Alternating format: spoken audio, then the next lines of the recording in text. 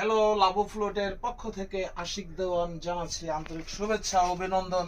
এইমাত্র এসেছি আপনাদেরকে কিছু দোতারা, কানাই দোতারা যেটাকে বলে, আদি কানাই। আমরা কিন্তু বিভিন্ন ডিজাইনের করে থাকি, যে যেটা চাই। এই মালগুলো যাবে ঢাকার বাহিরে। তো আমি আপনাদেরকে শুধু দেখাচ্ছি মাত্র।